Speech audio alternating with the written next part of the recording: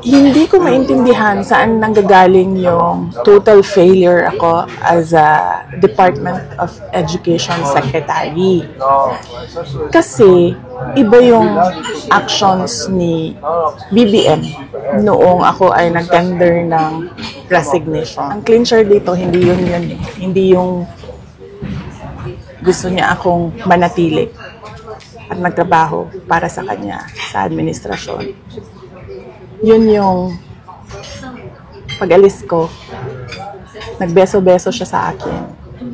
This was 10:25 or 10:30 in the morning. Amoy alak siya. At kung ako ang pahulain, kung ano yung alak na yon, whiskey.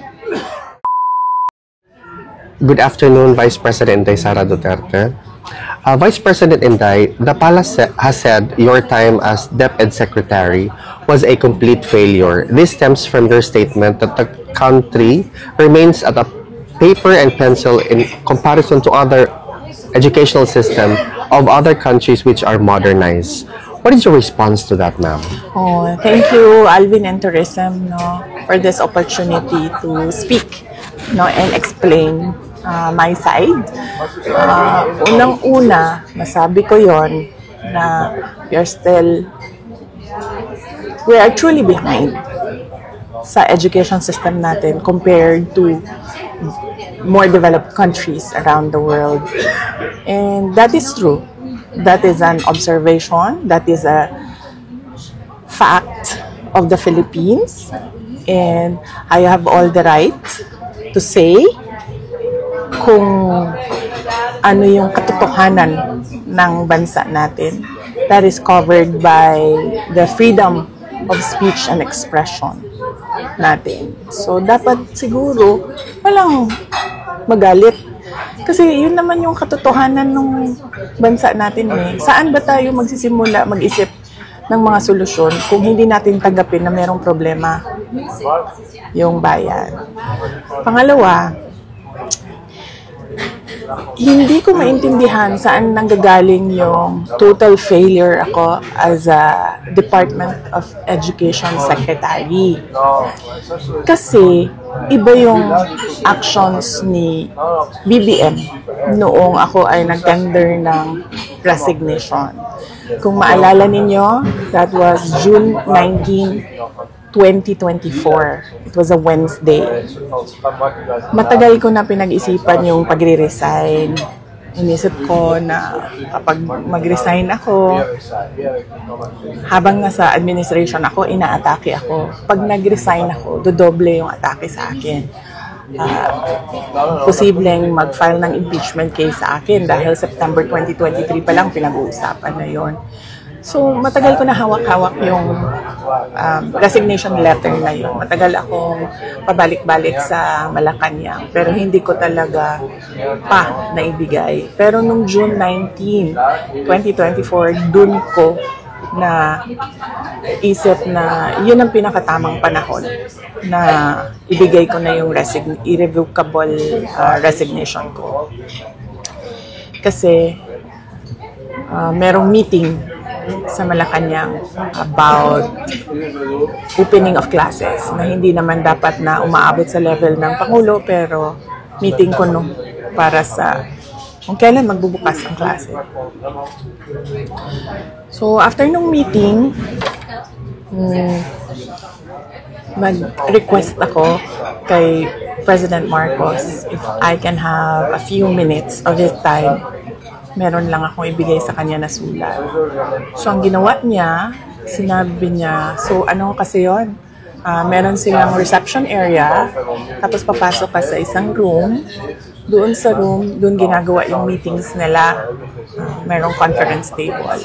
Tapos, pinapasok niya ako sa isa pang room. Doon sa loob, nagmuka siyang office na may table, may office table, may lounge, merong living room. Doon niya ako dinala. Meron pa isang conference table. So, tinanong pa nga niya ako hindi ka pa nakapasok dito? Sabi ko, hindi. First time ko ito nakapasok dito. Tapos nagkwento pa siya na, nung panahon ng tatay ko, ano ito, parang ano daw, kung saan nag-gather ang mga tao. Tapos, gusto niya daw yung view na yon doon, kaya ginawa niyang office. Sabi ko, okay. Gumanon lang ako. And then, sinabi ko na sa kanya, may dala ako na letter, ibibigay ko sa'yo. Tapos, binigay ko sa kanya. And then, nung pinasa na niya, ang sabi niya, why? Why? Tanong siya sa akin, bakit? Tapos sinabi ko sa kanya, ayoko na pag-usapan kung bakit ako mag-resign. Para sa akin ba, kailangan pa ba itanong yun? Hindi mo ba nakikita kung ano yung ginagawa ninyo sa akin? O parang, hindi naman ako masokista na aatakihin ninyo ako nang aatakihin habang nagtatrabaho ako para sa inyo, and to think na the Department of Education was the department that was delivering results sa administration. So hindi na ako sabi ko ayoko pag-usapan. And then sabi niya, he tried to ask me to stay. Tapos sabi ko, ayoko na. And then, ang sunod niyang ginawa, inofera niya ako, may gusto ka ba na posisyon?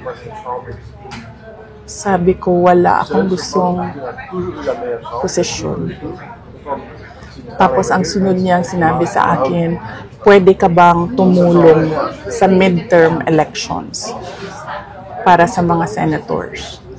Tapos sabi niya, kasi di ba yung pugpong ng pagbabago, kasali naman yun sa unit team noon. Gumanon siya. Sabi ko, hindi ko, pag-iisipan ko, pero wala pa akong plano para sa 2025 midterm elections ng senators. So, clearly, lahat ng attempts niya to make me reconsider my resignation, na sinabi niya, magstay lang ako as Department Secretary o DepEd, na sinabi niya, gusto ko bang lumipat sa ibang posisyon, sabihin ko daw sa kanya, na sinabi niya, pwede ba akong tumulong sa midterm elections ng 2025. So, hindi iyon actions ng taong tumitingin as failure ako. Action yon ng taong tumitingin na kailangan niya yung trabaho ko. So, hindi ko alam saan nagagaling yung sinasabi nilang failure ako as a Department of Education Secretary. At ang clincher dito, hindi yun. Hindi yung gusto niya akong manatili at magtrabaho para sa kanya sa administrasyon. Yun yung pag-alis ko, nagbeso-beso siya sa akin. This was 10:25 or 10:30 in the morning. Baba ako sa oras ko. Hindi lang ako sigurado sa oras. Yes, tama. Kasi ito yung pumasok sa isip ko eh. Tama yung oras ko. 10:25, 10:30 naman. Amoy alak siya. At kung ako ang pahulain, kung ano yung alak na yon, whiskey. Pero, hindi ko naman siya nakita nag-inom ng whiskey. Nakikita ko siya lagi umiinom ng champagne. Pero amoy alak siya at 10:30 in the morning. Doon na-confirm yung decision ko na mag-resign.